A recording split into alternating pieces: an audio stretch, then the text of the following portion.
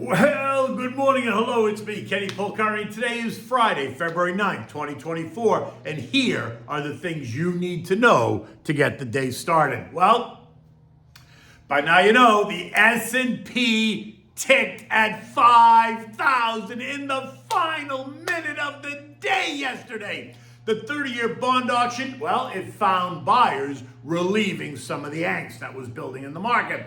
Janet, guess what? She does not expect to see prices decline. And the CPI revisions are due out today. What will they show? Remember last year it caused a little bit of angst.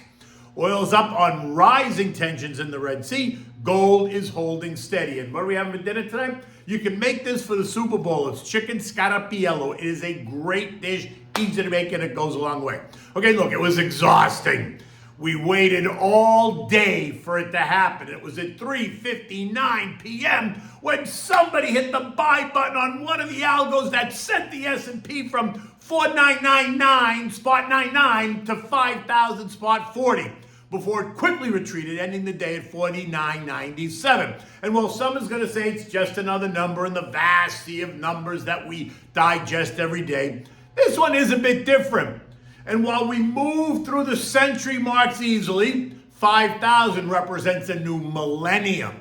And so it does create additional excitement. So I would expect the excitement to continue maybe just a little bit more. Stocks struggled all day, in fact, right? They only ended the day just a bit higher. The Dow adding 49 points. The S&P was up 3. The NASDAQ added 38. The Russell tacked on 30 points.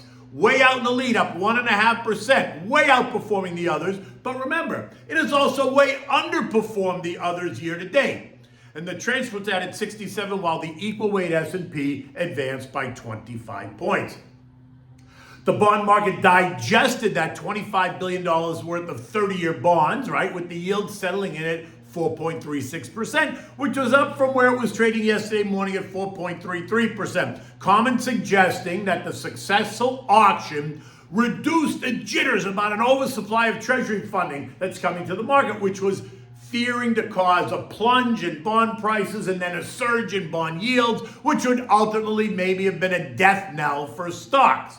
But that did not happen, at least not yet. Bonds, though, did end the day a little bit lower. The TLT and the TLH both declined on the day, down about 0.5%. This morning, the 2 years yielding 4.46%, the 10 years at 4.16%, and the 30-year is hanging out at 4.36%. Janet Yellen appeared on Capitol Hill in front of the Senate Banking Committee yesterday and was quizzed by a number of senators. One of the most entertaining, though, is always Senator John Kennedy. He complimented Janet on defending Bidenomics as vigorously as she does, but added that it's like trying to defend a fungal infection. He then went on to say that he believes that high prices are here to stay. Aren't they, he asked? Janet's response: I do not expect the level of prices to go down. But they don't need to because wages have now risen considerably. The thinking there is that the new level of prices is a non-event because your income has gone up. So stop complaining. Bam! And there you have it. She doesn't expect prices to decline, which must mean that JJ doesn't expect them to decline either. And she's not going to worry about it. Essentially, it is what it is. She once again, though, blamed the high prices on the pandemic. Right? High prices have absolutely nothing to do with the out-of-control Bidenomics spending, right? That's what she said.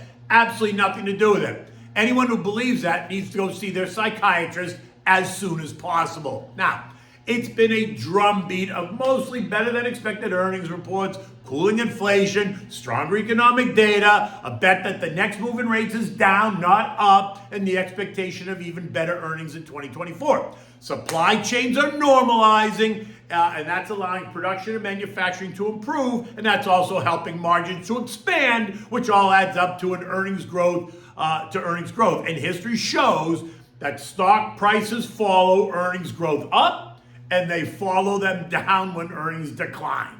Now, economic news yesterday showed that initial jobless claims declined, and all that means is what? The job market remains strong, but this shouldn't be a surprise because we've seen this theme repeat itself through a number of other data points that we continue to get on a monthly basis.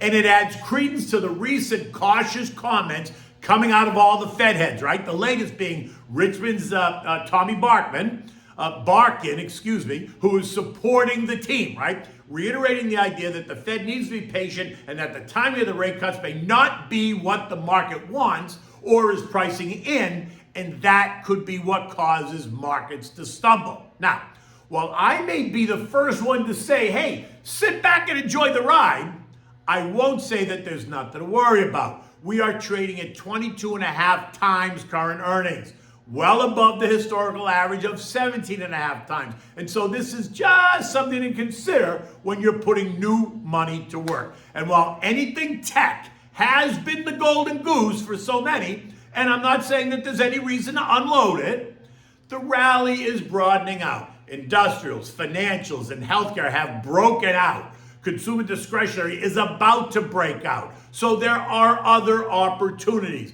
They may not be as sexy as AI and tech, but they are solid performers that can help you diversify your portfolio should we run into a storm. And by the way, it just helps you diversify, whether we hit a storm or not. Now, today we're going to get revisions to the CPI data. Some are expressing concern while others are already dismissing what the results may show, right? Look, seasonally adjusted data is subject to revision for up to 5 years after its original release. Every year, economists calculate new seasonality factors for the seasonally adjusted series and then apply them to the last 5 years of data. The fear is that the new adjustments may show a different CPI than what the market has been pricing off of, and that could create some angst and shift the narrative. Recall that last year, the revisions were larger than expected, and that cast doubt on the overall picture of inflation causing markets to stumble. Now, that doesn't mean that it's going to happen today, but it could. Now, remember the January CPI report is due out next Tuesday, and that's expected to be up 0.2% month over month and 2.9% year over year, while the core CPI is expected to be up 0.3% month over month and 3.7% year over year. The PPI data, which is producer prices, is out next Friday. U.S. futures now are trying desperately to tick higher. The Dow is up 1, the S&Ps are up 4, the Nasdaq's up 40, and the Russell is up 7. There are 5 earnings reports due today. The big one is Pepsi. They beat on earnings, but they missed on revenues, and traders are taking that stock down 2.5% in the pre-market. And other than the CPI revision data, there is no other economic data to consider. Now, yesterday I pointed out that oil was trading higher and kissing the trendline resistance at $75, and that if we pierced it, then 77 was only a few ticks away. Well, guess what happened? We pierced it, and we traded right up to 76.69 before it settled the day at 76.22. The latest move being driven by the escalation in tensions in the Red Sea. The Houthis are pushing back on JoJo, threatening more disruptions after the U.S. launched more strikes on that terrorist organization. This morning, oil's up 10 cents at 76.32. My gut says that we test 77 and then we push up and towards $80. Now remember, yesterday I told you JP Morgan analysts think that oil is going to be trading in the $85 range by May. Now, gold traded in a $16 range yesterday as the 30-year bond auction caused all kinds of angst in the morning. In the end, the auction went off without a hitch, and gold settled in at $2,048, essentially right where it was. It remains in the 2030, 2100 trading range, right? I see no reason for oil to break out of this range unless we get hit with something completely out of left field. Now, European markets are all just a bit higher. German inflation fell in January to 3.1%, and that's good. L'Oreal disappointed, it's down 7% in trading, while Hermes surprised and is up 4.5%. Markets across the region, though, are all up small, like 1/10 or 0.2%. Now, the S&P closed at 49.97, spot 91, up 3 points. This morning, the futures are once again suggesting that S&P 5,000 is calling. But it does continue to feel a bit tired to me. So I would just say, Don't get emotional. Don't go chasing waterfalls. I told you that the other day. Be strategic. Look outside of the box, right? I posted my appearance with Charles Payne yesterday on my Twitter. I also put it in my written blog. You can click on the link and you can watch that that interview. But we talked specifically about don't go chasing. Don't get caught up in the mania. My gut still says that once we breach 5,000, there's going to be this short celebration. Everyone's going to pat themselves on the back and tell each other what a great investor they are. And then boom. I'm hoping that we retrace about 5 to 8%, which, by the way, would only take the S&P back to the 4,700 range. Something I would love to see happen, and you should too. Now, if you're nervous, talk to your advisor, or better yet, like I said, you can always call me. Okay, so what do we have for dinner? So it is Super Bowl weekend, right? So this dish actually goes a long way because you can make a lot of it and serve a lot of people. Serve this with the short rib burgers I gave you the other day. Chicken Scarpiella, right? It's a classic Italian chicken and sausage and potato dish. So you need chicken pieces on the bone. On the bone is always better. You can do it off the bone, but on the bone is always better.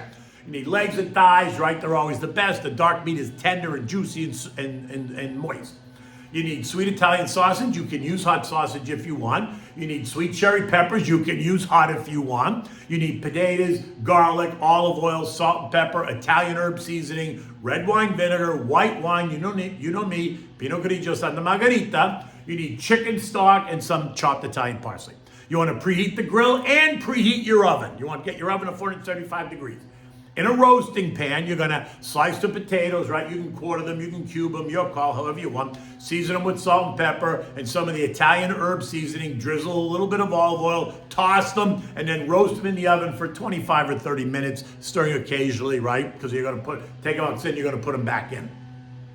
Now, you're going to, in the meantime, you're going to now wash the chicken, pat it dry, rinse the chicken, pat it dry with paper towels, season it with salt and pepper and a little bit of the Italian herb seasoning. Set it aside. Now get a big frying pan on medium-high heat. You're going to put some olive oil in the frying pan. You could also add a little bit of butter here if you want.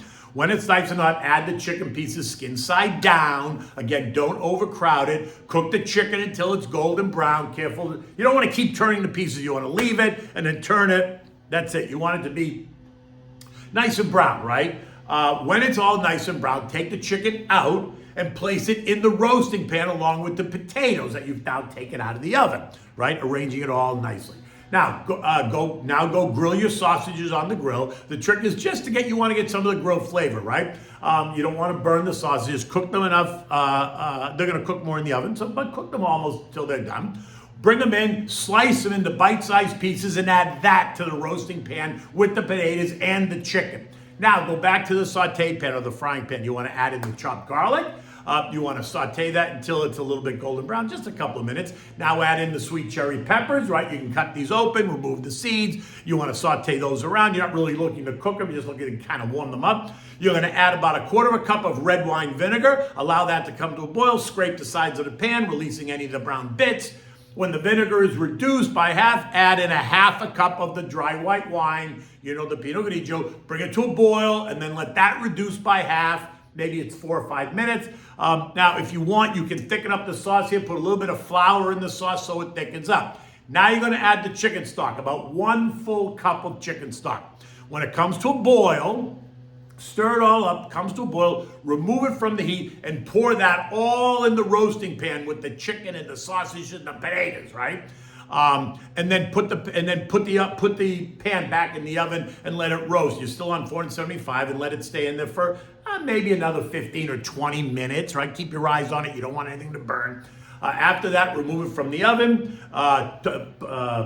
dress it with some chopped parsley, and then serve it. Look, it makes a great dish for the Super Bowl party along with the short rib burgers that I gave you the other day. It's easy to make a lot of it, present it family style on a nice platter, accompany it with a large mixed salad, and guess what? You're good to go. In any event, it is Friday. The weekend is here. It's going to be gorgeous here in South Florida. It's going to be in the mid-70s. Sun will be out. I think it'll be a beach day tomorrow. In any event, until Monday, take good care.